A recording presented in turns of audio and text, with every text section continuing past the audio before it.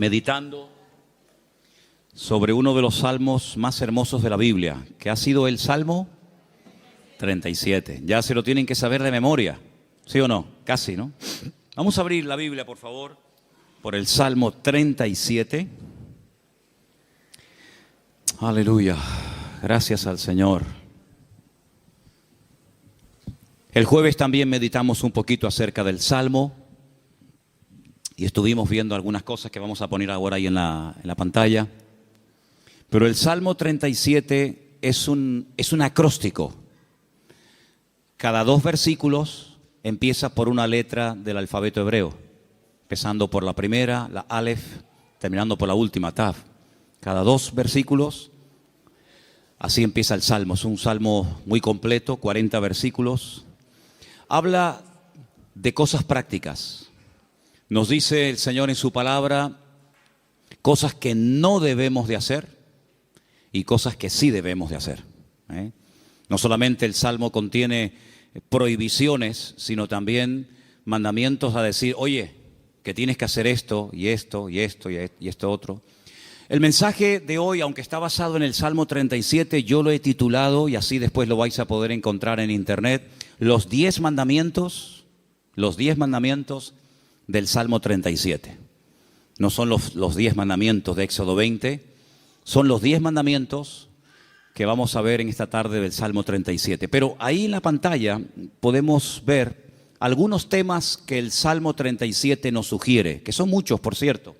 Tenemos, no, eso es lo de hoy, sería lo del jueves pasado, ¿vale? Eso es lo de hoy. Hay una listita de temas que nos sugiere el Salmo 37. No hemos tocado todos, evidentemente, pero son temas, todos y cada uno de ellos muy interesantes. Nos habla de el bien, de la misericordia. Te los estoy dictando para que los vayas escribiendo, aunque están escritos, pasa que no los he encontrado, pero el que busca haya. La justicia, la salvación, la sabiduría, etcétera, etcétera. Son muchísimos temas que nos habla el Salmo 37 y eso lo vimos el jueves, para los que estuvisteis aquí y para los que no estuvisteis. También vimos que el Salmo 37 nos da diferentes características de los creyentes. Hay momentos en que los llama santos, los llama íntegros, los llama pacíficos, los llama justos. En fin, hay diferentes características de la gente que ha depositado y ha puesto su confianza en el Señor. También nos habla de diferentes características de la gente mala. De hecho, hay un texto que dice que hay gente mala. Hay gente que está bajo maldición. Hablamos un poquito el jueves. ¿Qué es eso de las maldiciones? ¿Existen? ¿Se pueden quebrar? ¿Se transmiten? De todo eso hablamos un poquito el jueves, porque también el Salmo 37 nos habla de los que están bendecidos. Así que habla de los que están bendecidos y de los que están bajo alguna maldición. Y pusimos el ejemplo de los cananeos, que eran los nietos o eran descendientes de uno de los hijos de Noé, y cómo Noé maldijo a Canaán, no a Can, su hijo, sino a Canaán, y de la cual vienen toda la raza, todas las naciones de los cananeos, todas las tribus, pueblos que estaban allí, y cómo eran personas que tenían unas características típicas de los cananeos. Una promiscuidad sexual terrible, idólatras, agresivos, salvajes realmente. Y todo eso nos lo sugiere el Salmo 37. Y el Salmo 37 también nos ayuda a superar ciertas y determinadas actitudes que si no las cortamos de raíz, se pueden terminar convirtiendo en algo normal en nuestra vida. Por ejemplo, la envidia.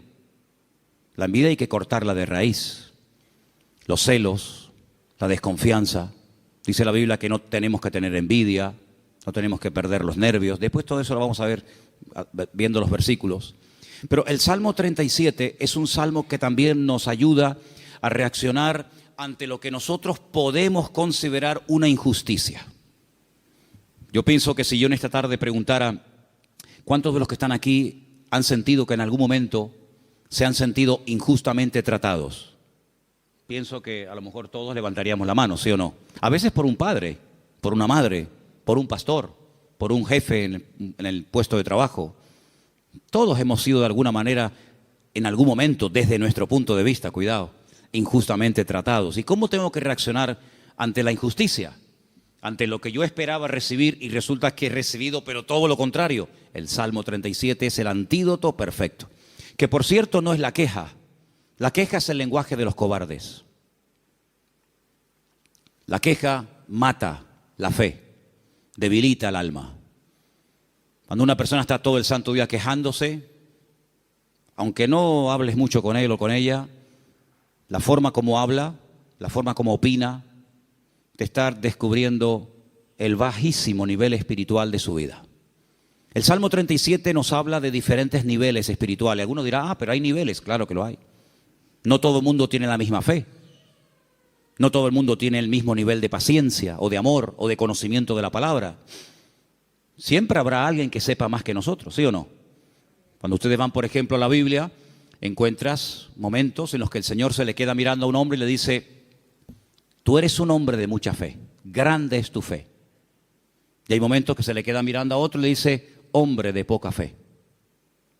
Luego, los dos tenían fe, pero este tenía una gran fe y este tenía fe, pero poca. Entonces, en la vida, no todo el mundo tiene la misma fe, no todo el mundo tiene la misma paciencia, no todo el mundo tiene el mismo conocimiento, el mismo discernimiento espiritual. Eso es normal, eso es así, nos guste o no. Y el Salmo 37 nos da consejos para alcanzar un nivel óptimo en nuestra relación con Dios y no caer en la desilusión, en la desesperanza, en la tristeza, porque dijimos que la tristeza, estoy preparando un mensaje, ya lo daré en su momento. Bueno, estoy preparando un montón de mensajes, pero uno de los que estoy preparando son las distintas caras o disfraces que se pone el orgullo. El orgullo se disfraza, se camufla, a veces de religioso, de espiritualidad, pero a veces el orgullo, y usted dirá, ¿sí? Me suena raro eso. Bueno, el orgullo a veces se disfraza de tristeza. La gente tiene una tristeza y en el fondo es porque tiene un problema con el orgullo. ¿Por qué estás triste?, le preguntas a alguien. No, porque no he recibido lo que tenía que esperar o esperaba recibir, porque no me han tratado como yo esperaba y estoy triste. Y a veces es un orgullo camuflado, porque cuando nosotros pasamos por la vida por una circunstancia difícil, en la economía, un problema en el matrimonio, o de la índole que sea, Dios te está tratando, ¿o no? Dios está tratando contigo. Y hay gente que no le gusta y se rebelan contra la forma como Dios le está tratando. Entonces, sin palabras, le estás diciendo a Dios: yo no merezco este trato, Parece que la tienes tomada conmigo. Es como yo le decía a mis padres: es que los profesores la tienen cogida conmigo. Todos, el de matemática, el de geografía, todos la tenían cogida conmigo. Y siempre la culpa la tiene, si no es el gobierno, es el pastor, si no es el marido, si no es la mujer, si no es Dios, si no es el diablo. Siempre alguien tiene la culpa, menos yo. Y el Salmo 37 es una radiografía de una realidad. La realidad presente. Dijimos el primer día, les recuerdo, que el pasado no existe. Amén. El pasado no existe, no podemos presentarlo, no podemos pesarlo, no podemos medirlo, no podemos tocarlo, no podemos verlo. Es algo abstracto. ¿Dónde está el pasado? Está aquí. Yo lo puedo recordar, hombre, no todo, pero el pasado lo tengo en la cabeza. Y hay personas que viven ancladas en el pasado.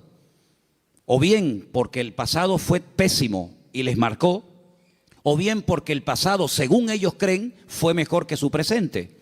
Pero ya leímos el otro día un versículo en el libro de Eclesiastés donde dice que no es sabio y no está bueno decir, no es sabio opinar o decir que los tiempos pasados fueron mejores que estos, sino que cada tiempo tiene su característica, y si tú tienes que mirar a tu pasado para recordar algo bonito, es que tú no tienes presente. Ahora, nosotros no podemos modificar el pasado. Si yo no puedo modificar el lugar donde nací, ni la fecha, ni la hora, yo no puedo modificar el pasado, pero sí puedo echar a perder mi futuro. Dile al que está a tu lado: tu pasado no lo puedes cambiar. pero puedes echar a perder tu futuro. Ay, amigo. Yo no puedo evitar que ayer o antes de ayer o hace 10 años o hace 20 años me ocurriera aquella cosa que me hizo tanto daño. Ahí está, yo no lo puedo evitar, ya está hecho. Hombre, puedo evitar que el pasado me controle, puedo evitar que el pasado me manipule y condicione mi estilo de vida en el presente, pero cuidado, porque hay ciertas actitudes que como tú las mantengas y las cultives y las desarrolles, lo que estás haciendo es sembrar, pero sembrar mal, y puedes llegar a estropear tu futuro y lógicamente también tu presente. Así que el Salmo 37 es un antídoto contra tantas cosas que yo les animo a que si pudierais incluso hasta aprenderlo de memoria, hicierais un intento por aprenderlo de memoria. A lo mejor si en casa sois 4 o 5, pues decir, bueno, vamos a aprender cada uno, papá, aprende tú 5 versículos. Mamá, tú otros 5, yo otros 6. Hasta el perro puede, si tuvieras loro, hasta el loro podría aprender algún texto. Apréndanse el Salmo 37, es excelente. Vamos a ver hoy los 10 mandamientos del Salmo 37. Y ya te he dado tiempo de sobra, Saray, para que los encuentres. Los tenemos ahí en la pizarra, ¿verdad? Amén, qué bueno, estupendo. Vamos a leerlos todos, los 10 mandamientos del Salmo 37. Después vamos a leerlos en los versículos correspondientes. Primero, fuerte, confía en Dios. Después, con los ojos cerrados, sin mirar a la pizarra, tenemos que repetir los 10, así que vete aprendiéndotelos.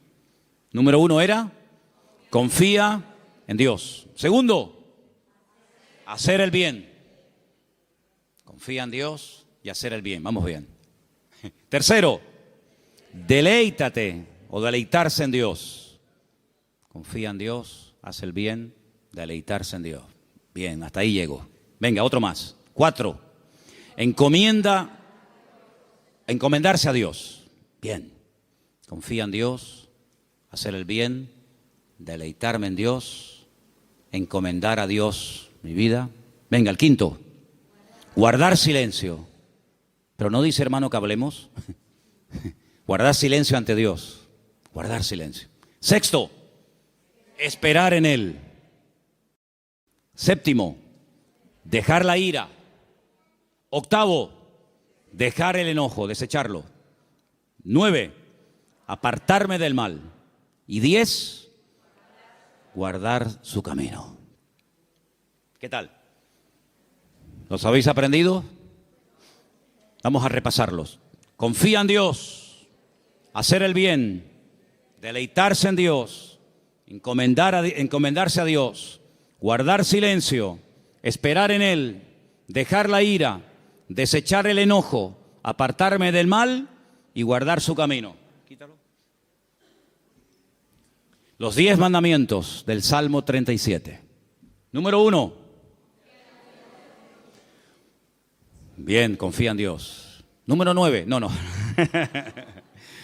Segundo. Ese es, hacer el bien. Número 3. Número 4. 5. Guardar silencio, sin mirar. 6. Esperar en Él. 7. 8. 9. 9. Apartarse del mal. Y 10. Guardar su camino. Versículo 3 del Salmo 37 dice, confía en Dios. Primer mandamiento, confía en Dios. Fiarme de Dios. Depositar toda mi vida en sus manos, sabiendo que no hay vida más segura que cuando yo pongo mi confianza totalmente en el Señor. No digo que pongas parte de tu vida o parte de tu negocio o parte de tu tiempo en las manos del Señor y otra parte, no. 100% tu confianza en Dios. Porque algunos dicen, no, yo confío en Dios. Pero cuando se les abre la cartera y se les cae al suelo tienen la Bonoloto, los ciegos. Hay uno que también es de los discapacitados. Ese, lo conoces, ¿no? Ese. ¿Qué más hay? Rasca.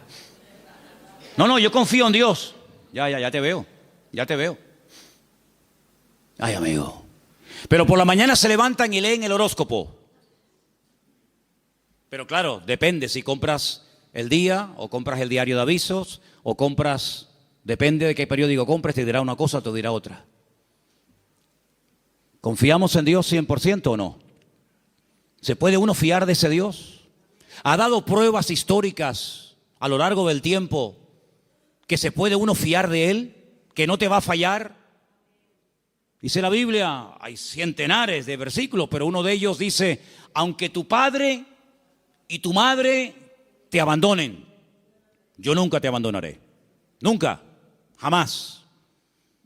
¿Puede un padre y una madre abandonar a un hijo? Bueno, no será la primera ni la última, lamentablemente. Ha ocurrido. Pero Dios jamás te abandonará. Nunca. Nunca te abandonará. Tú a Él sí, puede ser, pero Él a ti jamás. Dice que nos agarra, nos toma de la mano derecha y nos dice, no temas, yo estoy contigo, yo te ayudo. Por lo tanto, Él ha dado millones de demostraciones a lo largo del tiempo, no solamente a otros pueblos y a otras naciones y a otras iglesias y a otros hermanos, sino a nosotros mismos, de que podemos confiar 100% en nuestro Dios. Y cuando mi vida está 100% en sus manos, el temor no tiene cabida. La inseguridad, la queja, la desconfianza. Porque yo me fío de que al haber depositado mi vida en sus manos, Él me va a pastorear, Él me va a guiar y Él me va a ayudar en todo momento, lugar y circunstancia. Y si Él permite que yo pase por una situación, digamos, difícil, por una situación que me hace sufrir o llorar, por algo será, aunque no lo entienda. Pero yo he dicho muchas veces que el Señor no nos ha llamado a entenderlo siempre todo, pero a obedecer y a fiarnos de Dios siempre. ¿Cuántos dicen amén? Por lo tanto, el primer mandamiento es lo que va a marcar la diferencia entre una vida y otra. Una confianza total en Dios. Sé que mi Dios me va a cuidar, me va a proteger. Y hay un salmo que dice, y aún más allá de la muerte, el Señor me guiará. Porque mi vida ha sido comprada con su sangre. Y para Él soy su hijo. Y el Señor nunca, jamás abandonará a sus hijos. Pero en el mismo versículo 3, donde hemos leído, confía en el Señor, dice, haz el bien. Es decir, como dijimos el otro día, no estés de brazos cruzados, mantén una vida activa en el Señor. No, yo confío en Dios. Sí, pero tú ni oras, ni te congregas, ni lees la Biblia, ni estudias la palabra, ni te involucras. Sí, confías en Dios, pero es una vida light, es una vida sin compromiso. Es una vida donde, venga, hoy quiero orar, pues oro 3 horas. Mañana no quiero orar, pues no oro. No. Es una vida de constancia, de perseverancia, una vida de disciplina. La vida de un cristiano tiene que ser una vida disciplinada, no una vida caracterizada por el desorden, guiado por emociones, por sentimientos, que son al fin y al cabo pasajeros y traicioneros, sino de tener determinación. Yo quiero agradar al Señor y yo me voy a esforzar en hacer lo que la Biblia me pide y me dice el Señor que debo hacer. Porque no solamente, lo dije el otro día, espero que lo recordéis, que la vida cristiana, la vida de un cristiano, digamos, normal, no solamente consiste en dejar, no me faltaría más, dejar de hacer ciertas cosas, sino hacer otras. Y la vida de muchos creyentes es que no hacen nada malo, aparentemente, pero tampoco hacen nada bueno. Y por ahí leímos la semana pasada un texto de Santiago, donde dice el texto, el que sabe hacer lo bueno y no lo está haciendo, está pecando. ¿Cuántas personas están pecando sin querer? ¿Cuántas personas saben que hay que hacer algo, pero no lo hacen? Por lo tanto, no te jactes ni presumas de que ya no hago cosas malas, porque el que sabe hacer lo bueno y no lo está haciendo, está pecando no por acción, sino por omisión. Está olvidando que tiene una responsabilidad delante del Señor de hacer, de actuar, de vivir en consecuencia la fe que dice que tiene en el Señor. Y en ese hacer, en esa confianza que he depositado en Dios, comienzo a disfrutar de mi relación con Dios, a deleitarme en Dios. Comienzo a tener placer de ser cristiano. Ser creyente no es una desgracia, hermanos. No es una pesada cruz que me martiriza, donde no disfruto de nada, sino yo creo que es más bien todo lo contrario. El creyente tiene que aprender a disfrutar de lo que tiene ya, ahora. ¿Cuántos dicen amén? Y dice, bueno, pero ¿qué tengo? ¿Cómo que qué tienes? ¿Qué tienes? Pues lo primero que tienes que darle gracias a Dios es por la vida que tienes. ¿Te parece poco? Y por la ropa que llevas puesta. Y por los zapatos que llevas. Porque hay millones de personas que jamás en la vida se han puesto zapatos. Y por la comida que has comido. Y por la casa que tienes. Y por el coche que tienes. Y si no tienes coche, por lo menos pudiste venir en la guagua. Fíjate que es bueno Dios que el hombre ha inventado un sistema para transportar a la gente de un lugar a otro. Y mira tú por dónde tú puedes disfrutar de él. Gloria a Dios. Tienes una iglesia donde poder congregarte. Si tienes hijos, si vienen a la iglesia, ahora mismo están siendo atendidos por hermanas que se están perdiendo el culto para que tú estés aquí oyendo la palabra y los niños están siendo atendidos. Gloria a Dios por ello. Gracias al Señor por el lugar donde vivimos. No tenemos que vivir con miedo, con una inseguridad. Algunos que han venido de otras naciones, ¿qué les voy yo a decir a ustedes? Donde me dicen, no, que va allí, donde yo a las 5 de la tarde todo el mundo como los topos bajo tierra. Todo cerrado, con rejas, con ventanas, con persianas. Uy, por la calle no puedes ir porque va todo el mundo armado y te quitan el reloj y te quitan esto. Aquí a mí nunca me han quitado nada y tengo 55 años, a mí nunca me han robado. Cuidado, a ver si ahora me va a pasar que me roben, pero bueno, no pasa nada. Si me roban, ¿sabes por qué me han robado? Porque algo me sobra. Porque no se le puede robar al que no tiene nada. Luego, si te roban algo es porque tienes algo. Ya es un motivo para dar gracias a Dios. Por lo tanto, hermanos, deleitarnos de lo que tenemos. Hay gente que siempre tiene o la pena de lo que perdieron, que tenían y perdieron, o están soñando siempre en algo que quieren tener, que a lo mejor nunca lo tienen, y en vez de disfrutar de lo que tienen ahora, viven o en el pasado o en el futuro, en tierra de nadie. Cuando lo que tienes que disfrutar es de ahora. Dale gracias a Dios por la silla en la que estás sentado. Y si no hacemos un día una prueba, quitamos todas las sillas y los bancos de la iglesia. Y os quedáis como yo mientras yo predico de pie.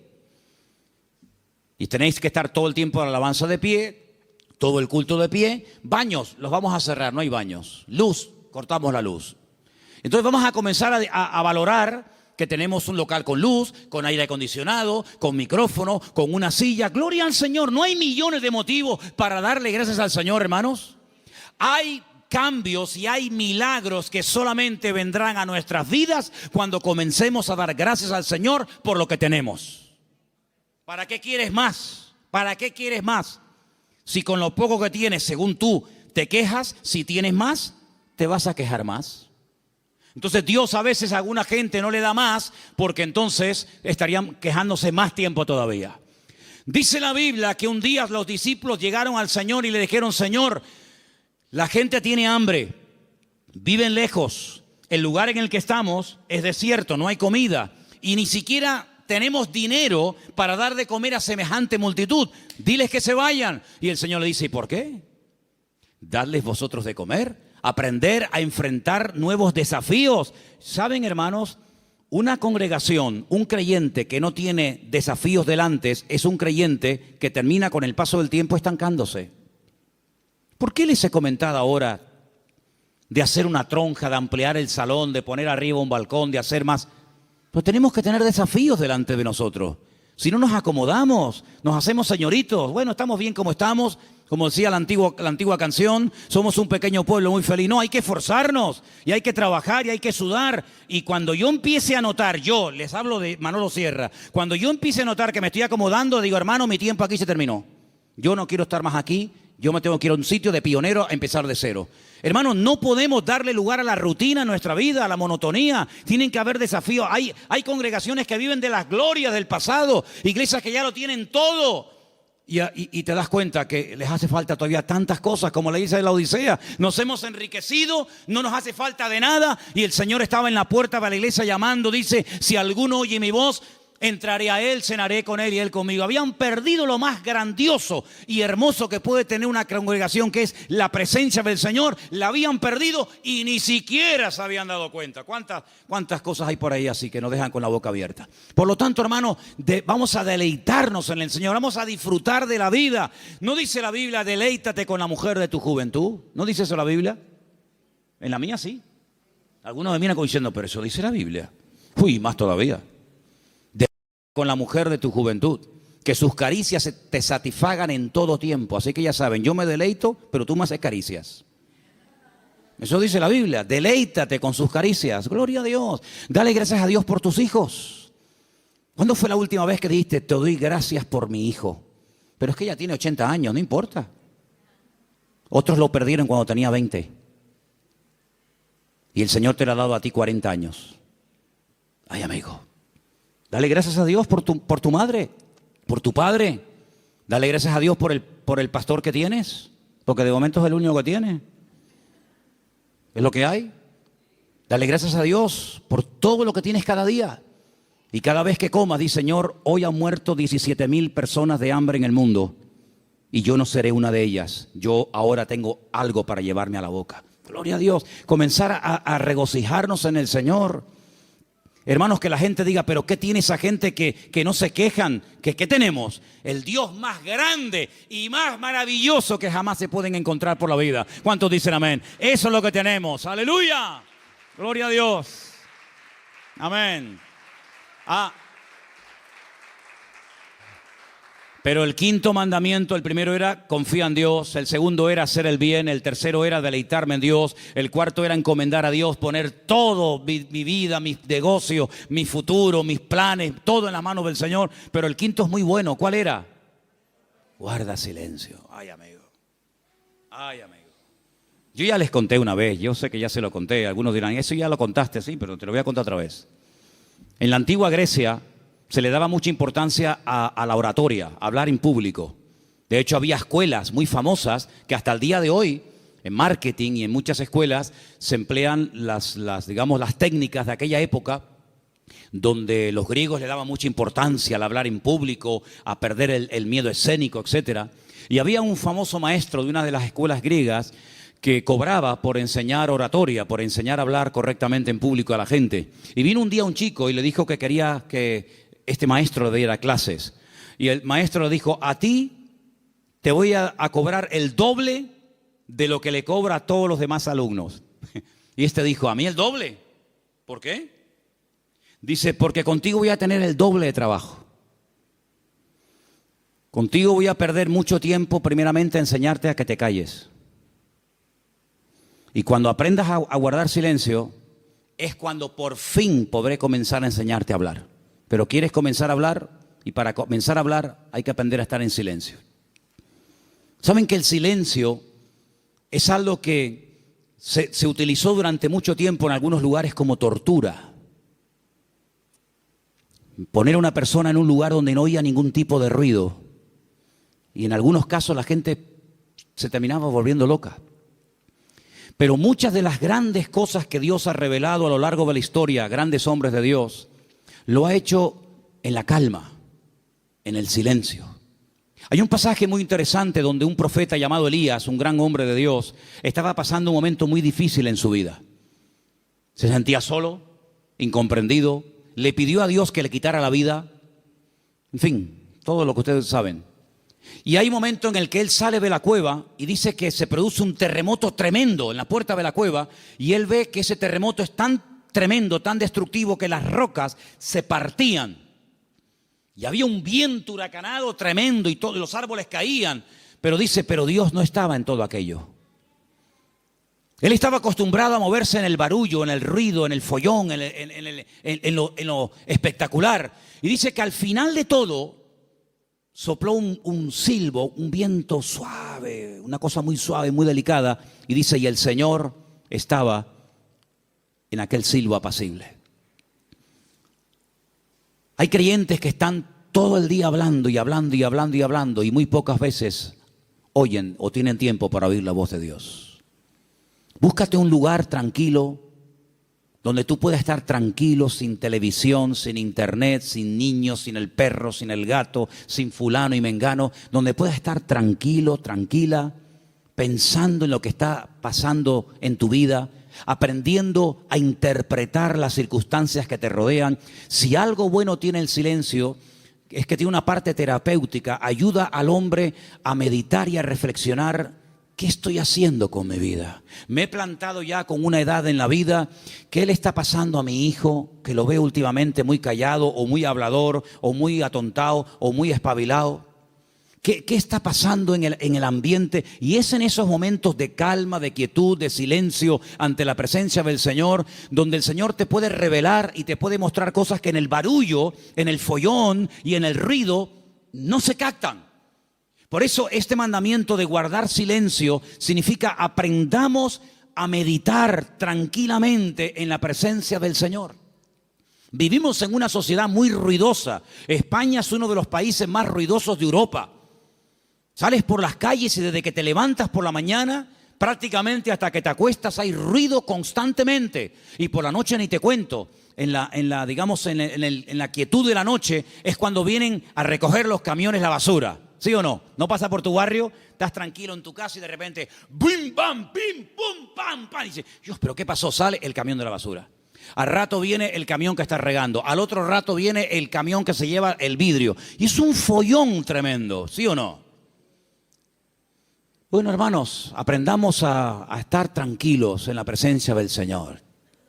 Aprendamos a decir, Señor, ¿hay algo que me quieres decir? ¿Hay algo que me quieres compartir?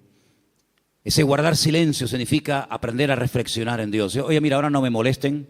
Yo tengo una cita con mi Dios. Quiero estar tranquilo, no quiero que nadie me moleste. No, que si me llaman, que esperen. Que me llamen más tarde, que no se va a hundir el mundo. Y quiero estar a solas con el Señor, con su palabra.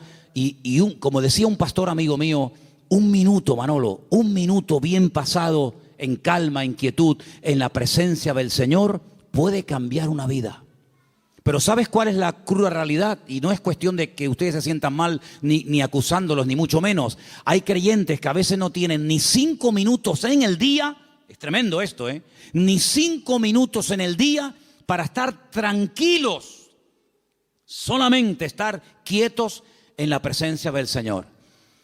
Cuando teníamos las clases, que hemos dado algunas clases en la iglesia de hermenéutica, de homilética y otras asignaturas, ¿cómo empezábamos la clase? ¿Os acordáis? Venían del trabajo, venían de la calle, una con el abanico, el otro sudando, el otro que llegó tarde. Decía, hermanos, vamos a guardar un minuto de silencio. Claro, algunos pensaban al principio que se había muerto algún hermano de la iglesia. O sea, un minuto de silencio, ¿qué pasó? Digo, no, tranquilo. Y a algunos se les hacía eterno, eterno. O sea, un minuto, qué largo se me ha hecho. Hermanos, aprendamos a estar quietos en la presencia del Señor, aprender a observar, aprender a interpretar lo que está ocurriendo a nuestro alrededor. El sexto era esperar en Él. ¿Saben que una de las cosas que yo peor llevo en la vida es esperar? No me gustan las colas. El otro día me enseñaba un hermano de la iglesia, por no estar dando nombres, me enseñaba una fotografía que habían sacado desde una ventana donde se veía un grupo bastante numeroso de gente haciendo cola, esperando. Me decía, esta es una de las colas que la gente tiene que hacer para ver si puede comprar algo de azúcar. Y yo decía, bueno, pues yo me acostumbraría, mira que para mí sería tremendo esto, ¿no? Pero yo digo, bueno, yo me acostumbraría a vivir sin comer azúcar, porque yo para estar 2 horas, 4 horas para un paquete de azúcar, y me dice otra persona, sí, pero es que también tienes que hacer cola para comprar la leche. Digo, bueno, pues, no sé, me acostumbraría a no beber leche. Pero es que también al final tienes que hacer cola para todo. Pero qué rabia da a veces cuando tienes prisa y el que va delante tuyo es el más lento de Europa. Le acaban de dar el carnet de conducir. Pone el intermitente de la izquierda y después va a la derecha. O pone los 4 que son de emergencia, porque como te ve muy pegado, te está diciendo, no te pegues mucho que me das miedo, y te ponen los 4 intermitentes. Y tú dices, pero muévete, que tengo prisa. Me acuerdo una vez en Benito Pérez Armas, el semáforo estaba en verde, hermano, de verdad les prometo que el semáforo estaba en verde. Era bajando la antigua cárcel a mano izquierda, que ya entras para el Parque La Granja, ¿sabéis dónde les digo, no? Y el semáforo estaba en verde, y había un coche parado. Y yo le decía, Al principio fue una pita suave. Pip. No sé. Después, más prolongada. Al final, saqué la cabeza por la ventana. Digo, pero muévete de una vez, hombre, que está verde.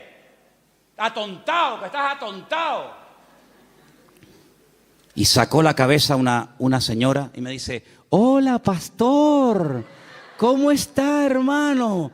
Y le dije, hola, hermana, hola, dele, hermanita, dele, vamos, vamos. Ah, qué vergüenza, ¿no? Si hubiera sido oveja en vez de pastor, me hubiera cambiado de iglesia, para que no me diera. Bueno, son cosas que pasan, ¿no? Soy humano como cualquiera de ustedes. Así que, hermanos, aprender a esperar en la vida se hace a veces complicado, ¿verdad? Pero es importante y fundamental aprender a esperar en Dios, no tener prisas. Porque, ¿saben? He descubierto que Dios no tiene prisas. ¿Cuántos dicen amén? ¿Saben que hay un pasaje donde una persona, no quiero decir la palabra se enfada, pero casi se enfadó con el Señor? Porque nunca le había pedido nada, nunca. Sabían que el Señor siempre estaba muy ocupado. Sabían que el Señor siempre estaba viajando, hablando por aquí, predicando. Y nunca le habían pedido nada. Solamente un día le pidieron un favor. Y el favor era muy concreto, muy directo. Señor, el que amas está enfermo. Como diciendo, Señor, ven pronto. Y dice la Biblia, saben lo que estoy hablando, ¿verdad? De Lázaro. Era amigo de Jesús. Vivía en Betania, donde estaba con sus dos hermanas, Marta y María. Dice la Biblia que cuando le llega la noticia al Señor, no dice, como seguramente esperaban la familia, venga, vamos que hay que ir a orar por Lázaro. O podía incluso haber hecho lo que hizo con el siervo del centurión, ¿os acordáis? Cuando le dijo el centurión, Señor, no hace falta que vengas a mi casa, di la palabra y mi criado sanará. Podía haber dicho, Padre, desde aquí pido que sanes ahora a mi amigo Lázaro. Y Lázaro hubiera sido sanado. Pero ni siquiera hizo eso. Sino dice que llegó 4 días después del aviso. Y claro, cuando llegó, evidentemente, la enfermedad era grave, porque dice la Biblia que Lázaro ya estaba muerto y enterrado. Si ellas sabían que no iban a molestar al Señor por una tontería. Cuando llegó, sale una hermana, se lo encuentra en el camino y le dice estas palabras que ustedes saben perfectamente. Señor, si tú hubieras estado aquí cuando te mandamos a llamar, nuestro hermano no habría muerto. ¿Cómo interpreta usted esas palabras, hermano? Usted que sabe griego, arameo y hebreo. ¿Cómo lo interpreta usted? Me ha fallado. Mi hermano se murió por tu culpa. ¿Está mal interpretado? Es versión Manolo Sierra. Si tú hubieras estado aquí, esto no hubiera ocurrido. Sale la otra hermana. Porque una parece que era como más carnal, ¿no? La otra era un poquito más espiritual. Pero fíjate que las dos se contagiaron y le dijeron exactamente las mismas palabras al maestro. Si tú hubieras estado aquí, mi hermano no hubiera muerto. Estaban dolidas, ¿sí o no? Estaban dolidas, estaban molestas con el maestro. Esto no tenía que haber pasado. Salmo 37. No te impacientes. No pierdas los nervios. Después vamos a ver eso. Y el Señor le dice, Marta, María, que yo soy la resurrección y la vida. El que cree en mí, aunque esté muerto, vivirá. Claro, ellas eran judías, ellas no eran paganas, ellas conocían la Escritura, ellas sabían perfectamente por las Escrituras del Antiguo Testamento que se habla de la resurrección.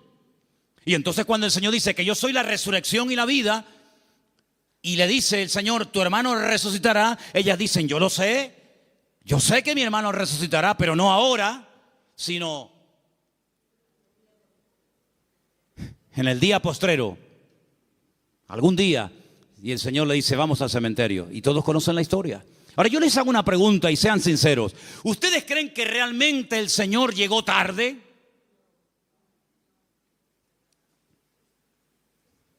El Señor nunca llega tarde a ninguna casa, a ninguna familia. El Señor siempre llega cuando tiene que llegar. Siempre. Es que si esto hubiera ocurrido media hora antes, sí, pero ocurrió así. El Señor lo quiso así. Y ya está. El Señor llegó cuando, humanamente hablando, según ustedes, ya no hay nada que hacer. Y hay situaciones, escucha bien esto, hermano, porque cuanto antes lo aprendan, algunos, unos más que otros, mejor. Hay situaciones que Dios permite, escucha bien, que Dios permite que lleguen hasta el final. Cuando ya humanamente hablando no hay ninguna posibilidad de cambio. Y el Señor lo permite. Hay otras que no. Hay otras que dicen, no, vamos a hacer esto ahora. Pero hay otras que dicen, tranquilo. Lo va a hacer, pero no ahora. No cuando tú quieras, sino cuando yo quiera y como yo quiera. Y cuando llega al cementerio, hace uno de los milagros más espectaculares que el Señor hizo a lo largo de su ministerio. Levantar a un muerto que hacía 4 días que estaba enterrado. Eso no lo había hecho nunca. Había resucitado personas que estaban aún calientes. ¿Se acuerdan? La hija de Jairo. Cuando llegó, dice, acaba de morir. Luego, si la tocabas, la niña estaba caliente, acaba de morir, pero estaba muerta. Pero el Señor la resucitó. Había otros casos donde dice la Biblia que lo llevaban en la caja para enterrarlo y bueno, los judíos entierran a la gente el mismo día que muere. Por lo tanto, no hacía ni 24 horas que había muerto. Pero nunca el Señor había llegado tan lejos. Nunca el Señor había hecho un milagro de una resurrección después de 4 días.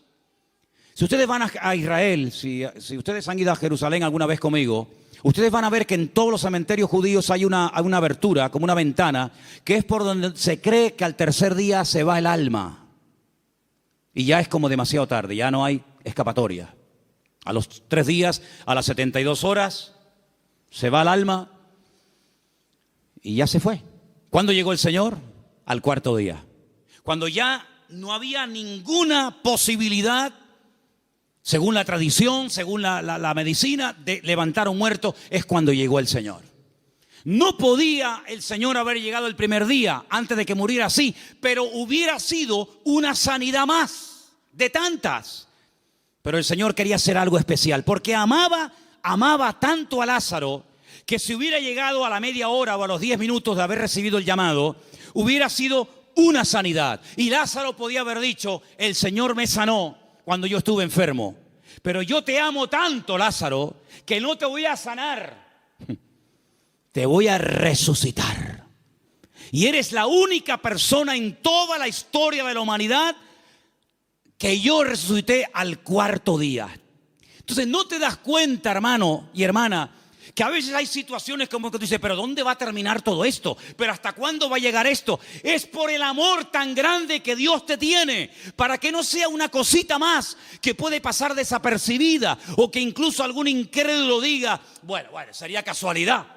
No, va a llegar al límite, al extremo, cuando ya no hay ninguna posibilidad de cambio, de mejoría o de perfeccionamiento, cuando el Señor va a llegar y va a decir, ahora, para que la gente diga, esto era para la gloria del Señor. ¿Cuántos dicen amén? ¡Aleluya! Así que, tranquilo, no te precipites. Amén. Hay 4 prohibiciones, antes de seguir con la lista de los mandamientos. Hay 4 prohibiciones, las voy a leer rápidamente. 4 cosas que el Salmo dice que no tenemos que hacer. Yo las voy a leer y tú te vas a preguntar a ti mismo si la estás haciendo. La primera está en el versículo 1. Salmo 37:1. No te impacientes a causa de los malignos. No te impacientes. No pierdas la paz. Tranquilo, relájate. Dile a que está a tu lado, relájate.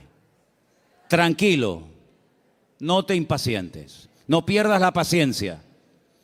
Número 2, en el mismo texto.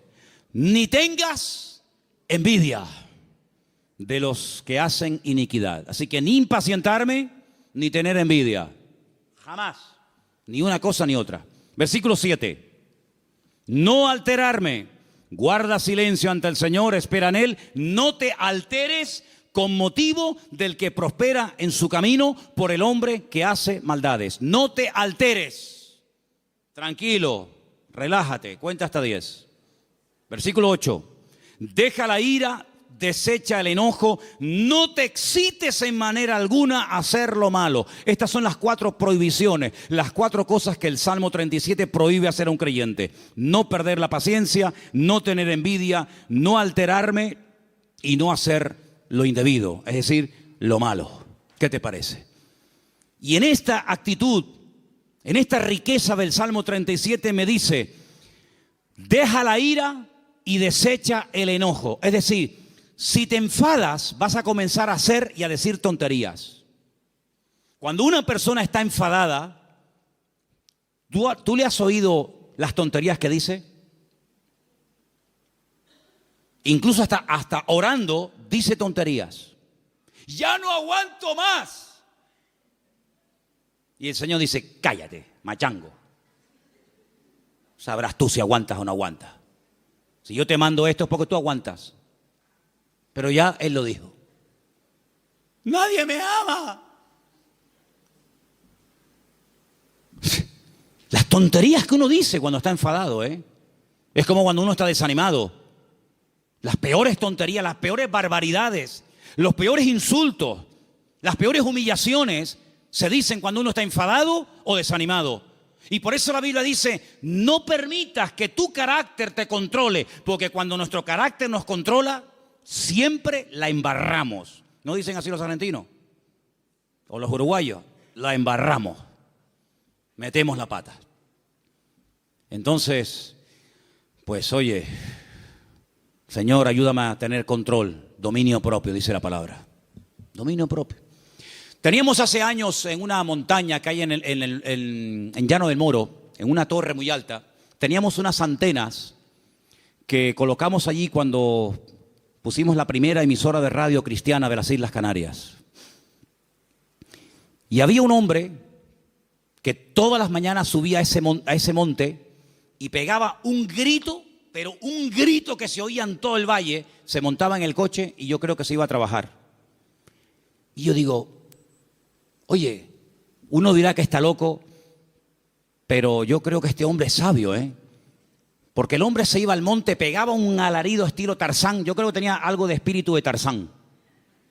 Gritaba, se montaba en el coche y se iba. Oye, a lo mejor tenemos que irnos a la montaña de los Campitos, procura que no haya nadie, porque claro, si subes por la noche y pegas un alarido estilo hombre lobo allí, van a decir, es que hay un loco aquí, un endemoniado. Pero hermano, ¿sabes qué? Tenemos que aprender a desahogarnos con Dios. ¿Cómo se desahogaba Cristo? Con el Padre. ¿Dónde fue? Al huerto de Getsemaní. Y en el huerto de Getsemaní dice que agonizaba, lloraba, clamaba, allí peleaba. Y cuando salía y se levantaba y le decían, venimos a aprender a Jesús, dice, yo soy. ¡Pum! Y caían todos al suelo. En otras palabras, era un hombre que no descargaba en los demás su enojo, su enfado, lo que fuera, sino que aprendía a desahogar su alma delante del Padre. Y eso es algo que tenemos que aprender todos, hermano. Porque hay gente que está contenida. Y hermano, el tranquilito, el que no se enfada nunca, cuando se enfada, échate a correr, Échate a correr. Dice, no, este bobo. Este no se enfada nunca. Cuando se enfada, apaga la luz y vámonos, porque es el increíble Hulk. Que por cierto, me encontré en la puerta de la iglesia allí 2 puños del increíble Hulk. No sé si a alguien se le cayeron. ¿Los puedes enseñar? No sé quién trajo eso, pero bueno, ahí están. Yo dije el otro día, y según el Salmo 37 y otros, hay 2 vías de escape, 2 válvulas de escape que Dios ha puesto en el ser humano que tiene que usarlas. Una es el llanto y otra es la risa. Claro, como te enseñaron que los hombres no lloran, pues está trancado. Y como tampoco no es la alegría de la huerta, dicho sea de paso, pues tampoco se ríe. Entonces ni llora ni ríe. Y un día va a explotar más de uno. Pero aprende a reírte en el Señor. Aprende a llorar en la presencia del Señor. No dice la Biblia, bienaventurados los que no se ríen, bienaventurados los que no lloran. ¿Lo habéis leído alguna vez? Yo tampoco. Bienaventurados los que lloran, dice la Biblia. Pues llora, mija, llora. Llora delante del Señor. Llora, hermano y hermana, delante del Señor. Señor, lloro de esto, lloro por aquello, lloro por tal, lloro por cual. Y te aseguro que tu alma se va a descargar, se va a desahogar. Y cuando salga, vas a salir con las fuerzas renovadas, vas a salir levantado por el Señor, vas a salir bendecido. Pero no vivas una vida hermética, trancada, porque ni Cristo vivió así. Él, dice la Biblia, que se quebrantó y lloró y sudó grandes gotas de sangre. Y se desahogó delante del Padre. Ahora, ¿qué hace la gente? Se desahoga con una botella de vino en la mano. Se desahoga metiéndose un pico de heroína. Se desahoga haciendo no sé qué y no sé cuánto, echándole la bronca a la mujer, al hijo, pegándole una paliza al otro. No, esas no son las formas. Esos son los métodos mundanos. La forma de Dios es que aprendas a ir a la presencia del Señor y abrir tu corazón y decirle: Señor, no aguanto más. Y en la Biblia encontramos grandísimos hombres de Dios que lloraron a gritos, dice la Biblia. Sí, a gritos lloraron. ¿Quién? José. Lo dije el otro día cuando compartía de este mismo salmo. Dice que ya no aguantaba más. Léalo, textualmente lo estoy citando. Ya no podía contenerse más. Ya llegó al límite. Oye, me venden mis hermanos. Les pido por favor que se apiaden de mí, que me saquen de este pozo que tenía que haber escorpiones y serpientes. No me hacen ni caso. Me quitan las prendas, me llevan desnudo a Egipto. ¿Yo qué pinto en Egipto? Un país de idolatría, un país de una promiscuidad terrible, de idolatría por todos lados. De repente llega allí, no sabe hablar el idioma, desnudo, lo compran como esclavo. De ser el niño bonito y amado del padre, pasa a ser un esclavo, un sirviente, sin derechos, tratado al trancazo, por querer vivir una vida recta y honesta y santa delante del Señor. Lo acusan de algo que él nunca había hecho. ¡Pum! A la cárcel, sin comérselo ni bebérselo, ahora en la cárcel. Allí con delincuentes, con asesinos, con violadores, con lo peor. Y ahora, ¿y cuándo voy a salir yo de aquí? Yo qué sé, no tengo abogado, yo ni siquiera sé expresarme en el idioma de este país. Cuando sale de allí, Dios lo levanta, lo bendice, lo prospera. Y cuando ve venir a sus hermanos, no permitió que la ira, que el enojo, que la rabia dijera: ahora que tengo poder. Porque cuántas veces yo he dicho de este mismo púlpito: si quieres conocer a un hombre de verdad, si quieres conocer a un pastor de verdad, si quieres conocer a una persona de verdad, dale poder y dale dinero. Claro, el coleta, el otro que, en fin, y el otro, es muy fácil criticar lo que hacen los demás, que yo no defiendo a nadie, ahí me da igual, para mí son todos iguales. Pero hermano, cuando alguien suba ahí arriba, da igual si es un cargo poderoso en la política, en el deporte o donde sea, dale dinero, que mueva millones. Dale poder. Y espera a ver si no se corrompe. Porque es muy difícil llegar a esos niveles, moviendo centenares y miles de millones.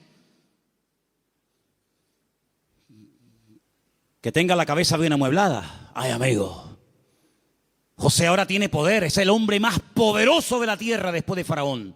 No se mueve ni una hoja sin su permiso. Faraón dice: no, a mí no vengan, vayan a él. Él es el que organiza el país, él es el ministro de Hacienda, él es el ministro de Economía, él es el que administra. A mí no me den la paliza, vayan a él. Delegó todo en José. Ahora tiene poder, ahora tiene autoridad, ahora tiene dinero, ahora tiene sirviente. Ahora hasta Potifar, aquel que lo compró, ahora tiene que venir y postrarse delante de él. La mujer de Potifar: ven para acá. Ahora él podía haber dicho: ahora os vais a enterar lo que vale un peine, amigo. Ahora vienen los hermanos. Y él podía haber dicho: lo van a pasar canutas, como me le hicisteis pagar a mí. Dice que llegó un momento, viendo a sus hermanos, que ya no podía aguantar más. Y empezó a llorar a gritos. Cuando los hermanos ven a aquel llorando, le dice: yo soy vuestro hermano José, ¿sabes? No tengáis miedo. No me mandasteis vosotros a Egipto. Fue Dios el que me mandó aquí. Pasa que a mí me tocó el primero, pero al final todos van a tener que venir aquí. Así que vayan a casa de mi padre, díganle que vengan, cuéntenle la verdad, que le han tenido engañado al viejo 20 años, diciéndole que me había matado una bestia. Tráiganlo y vamos a comenzar a disfrutar de la vida. Guardó su corazón, no permitió que la ira, la rabia, ¿verdad?, el poder le transformara, sino que él supo canalizar todo aquello para bendecir a otras personas. ¿Te das cuenta? Entonces, queridos hermanos, dice la Biblia: sobre toda cosa guardada, guarda tu corazón. Porque la escasez, el depender día a día del Señor no ha echado a perder a nadie. Yo nunca he visto a nadie que por depender del Señor para todos se echara a perder. No, de verdad, créame, no he conocido a nadie, pero sí he conocido a muchos que cuando tuvieron algo, muchacho, otra persona completamente. Es como yo a veces le digo a los jóvenes, oye, cuando no tenías novia, y no me dirijo a nadie, pero el que tenga, porque tenga, ¿no? O cuando no tenías novio, oye, eras encantadora, saludabas a todo el mundo, venías temprano al culto, te ibas la última. Ahora que tienes novio, eres más antipático que un pepino. No, amén, no digan amén. ¿Quién dijo amén? No digan amén, que se van a hacer... No. Entonces, que las circunstancias de la vida no te cambien. Sigue siendo igual, mijo. Sigue siendo igual. Tengo dinero, gloria a Dios. No tengo, gloria a Dios. Oye, que vengo en la guagua, amén. Que vengo en coche, amén. Que vengo en limusina, amén. Ten cuidado que como te la vea yo, te la vendo y compramos la tronja para la iglesia. ¿Me entiendes? Entonces, hermano, mantengamos el equilibrio en el Señor. Mantengamos el equilibrio. Vamos a deleitarnos de lo que tenemos, pero vamos a apartarnos. Versículo 27, apártate del mal. Este versículo es buenísimo. Ya termino con este y con uno más. Apártate del mal, apártate del mal. Dios no tiene que apartarse del mal, somos nosotros los que tenemos que apartarnos del mal. Es decir, ser selectivo. ¿Me conviene a mí esta amistad con esta persona? ¿De qué habla esta persona? Pues mira, está todo el día hablando de esto. No me conviene. No digo que sea mala persona, pero no me conviene. Su mundo no es mi mundo. Sus conversaciones no son las mías. Y para ser amigo tengo que entrar en su terreno y no me va. No me interesa. Apártate del mal. Aprender a retirarse a tiempo. Mira, no me conviene esta amistad, no me conviene este lugar, no me conviene estar todo el día con esto. Eso es lo que dice la Biblia. No son prohibiciones porque lo digo yo y punto. No, sino es por tu bien. Apártate del mal. Porque el mal difícilmente se aparta de uno. Escúchame bien. Generalmente el que tiene que apartarse del pecado es uno. El pecado generalmente no se aparta de ti. Tú sales a la calle y hay más droga que antes. Y más alcohol que antes. Y más mentira. Y más de todo que antes. Luego el mal difícilmente se aparta de una persona. Te tendrás que ir a vivir al Valle de Ucanca allí solo. Y ni siquiera allí. Porque decía Pablo, miserable de mí, ¿quién me librará de este cuerpo de muerte? Por lo tanto, apártate del mal, sé selectivo. Dice, mira, no me conviene este camino. Dice que el simple ve el peligro y pasa justamente por el peligro. El prudente dice, no me conviene ir por ahí, voy a dar la vuelta. Es más largo, pero no importa. Prefiero dar la vuelta que pasar por ahí que me corten la cabeza. Apártate del mal, haz el bien. Y dice finalmente, verso 34, el 34 y termino, espera en Dios y guarda su camino, mantente en el camino del Señor, pon cuidado en las cosas del Señor, mantente en Dios. Un día bueno lo tiene cualquiera, pero es mantenerse un día, mantenerse dos, estar dispuesto a ser tratado. Hay gente que no quiere ser tratada, hay gente que pierdes la amistad en el momento que dice, mira, eso que estás haciendo no está bien, eso que estás haciendo es una payasada, eso que estás haciendo no te conviene. Automáticamente ya le cambió la cara, automáticamente se fueron las amistades. Apartarse del mal, ser sabio, tener ese discernimiento, ese temor a Dios. Esto que estoy haciendo, esto que quiero hacer no me conviene. Guardar el camino del Señor. ¿Qué es lo que le agrada a Dios? ¿Dios haría esto en mi lugar? Eso es lo que tenemos que hacer. Y déjame que te diga algo, porque tengo una frase aquí que apunté estos días. Es mucho más fácil deshacerse del pecado que de las consecuencias del pecado. El pecado no es tan fácil, no es tan difícil dejarlo.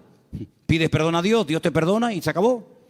Pero amigo, a veces hay consecuencias de un pecado que hiciste que pueden durar años. Y hay gente que en sus cuerpos llevan secuelas del pecado que hicieron hace 40 años. Pero a veces las consecuencias están ahí.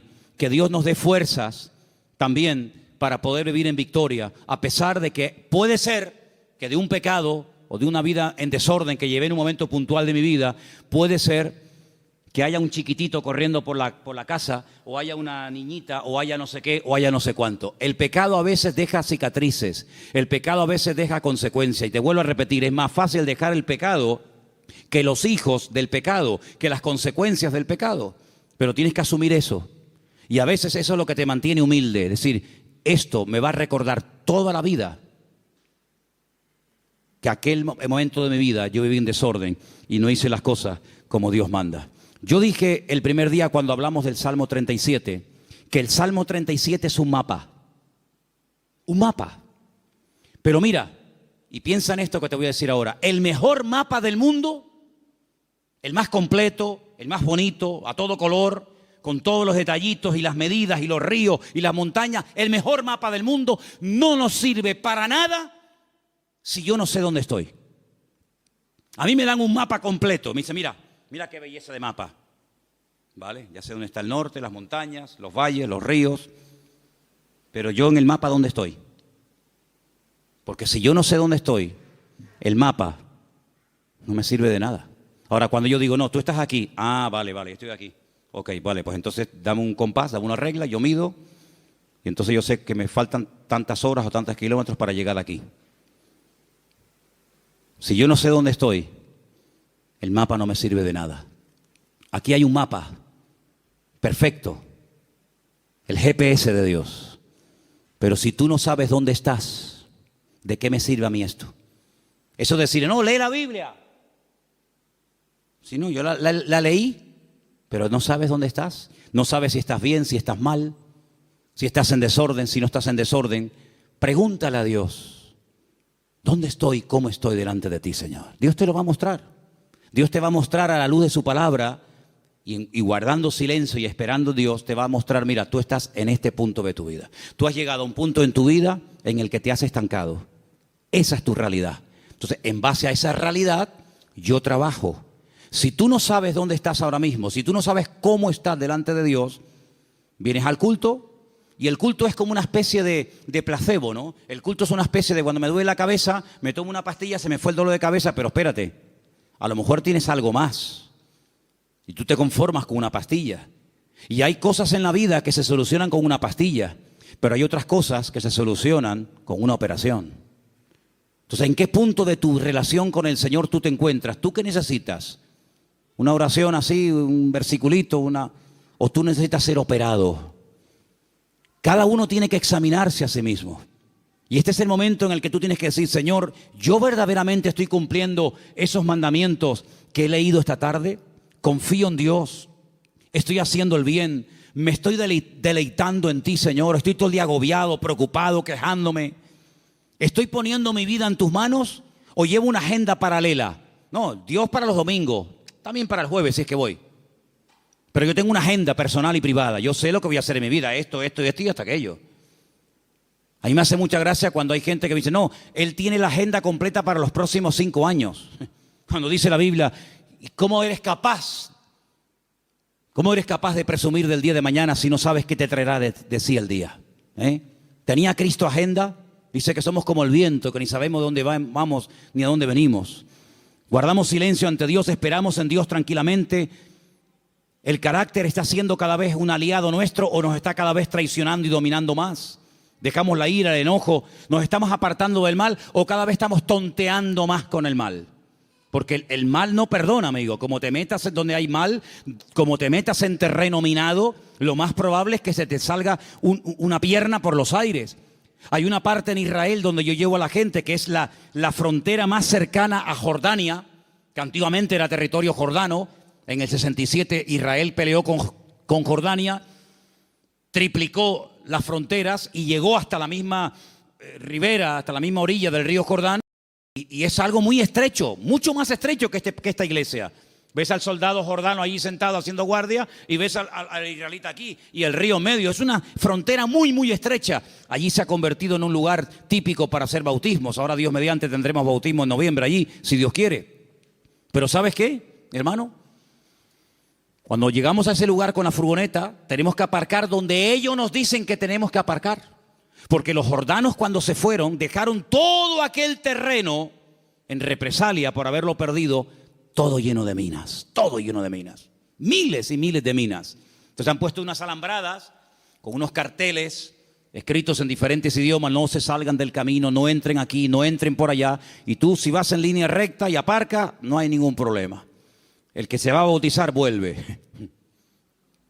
Pero si alguien se quiere ir con el Señor antes de tiempo, dice, mira, después de bautizarte, en vez de venir en línea recta, vete por allí y ya te vas de paso ya con el Señor. Es un terreno minado. El que entra se juega la vida, amigo. El mundo está lleno de minas. Tu barrio donde tú vives está lleno de minas por todos lados. Y el diablo te dice, no pasa nada. Otros han pasado y no han muerto. Pasa tú también. ¡Pum! Y el simple va Entonces, apartarnos del mal. Decir, yo le veo las orejas al lobo, no le veo todavía el cuerpo, pero le veo las orejitas asomando por la valla, pues entonces me doy la vuelta y me voy. Eso no es ser cobarde, eso es ser valiente. Porque hay que ser más valiente para salir corriendo ante el peligro que ser un osado y enfrentarse al enemigo así a cara descubierta que te parte en la cara. Y finalmente dice, guarda su camino. Cierra tus ojos en esta tarde, hermano. Son estos 10 mandamientos. Apréndetelos de memoria. Escríbelos ahí en una hoja, ponlos en la Biblia. Cuando te levantes mañana por la mañana, dilos en alta voz. A lo largo del día, ponlos ahí en el tablero del coche o en el espejo de tu habitación o te estés afeitando, lavando. Ponlos en la mesilla de noche cuando te acuestes. Confía en Dios, hacer el bien, deleitarme en Dios, encomendar a Dios el camino, guardar silencio ante Él, esperar en Dios, dejar la ira, desechar el enojo, apartarme del mal, guardar su camino. Mañana otra vez, pasado otra vez. Y estas verdades van penetrando en tu vida. Y en cuestión de varias semanas, de varios meses, de poco tiempo, tú vas a notar que hay algo en tu vida que comienza a cambiar. Comienza a cambiar. Ahí tienes 10 consejos prácticos, 10 mandamientos de la palabra para vivir una vida victoriosa en Dios. Señor, en esta tarde te damos gracias por este precioso salmo. Salmo escrito por nuestro hermano y querido David HaMelech, el rey David. Gracias, Señor, porque tu palabra nos habla miles de años después de haber sido escrita, como si se hubiera escrito la noche misma. Señor, queremos pedirte que nos dé fuerzas para que podamos poner en práctica estos mandamientos, estos sabios consejos que el dulce cantor de Israel, el hombre más cerca del corazón de Dios, nos dejó en la palabra para que los escudriñemos y los pongamos en práctica. ¿Cómo sabía él que hay que apartarse del mal cuando hay tiempo de hacerlo? ¿Cómo sabía él deleitarse en Dios? ¿Cómo sabía David confiar en ti, Señor? ¿Cómo sabía David encomendar, poner la vida en tus manos antes que en el hombre? ¿Cómo habla la voz de la experiencia, Señor? Y queremos en esta tarde pedirte que nos ayudes a poner en práctica esta palabra que hemos aprendido hoy, Señor. Danos fuerza para poder hacerlo. Te lo pedimos en el nombre bendito y poderoso de Jesús. Amén y amén.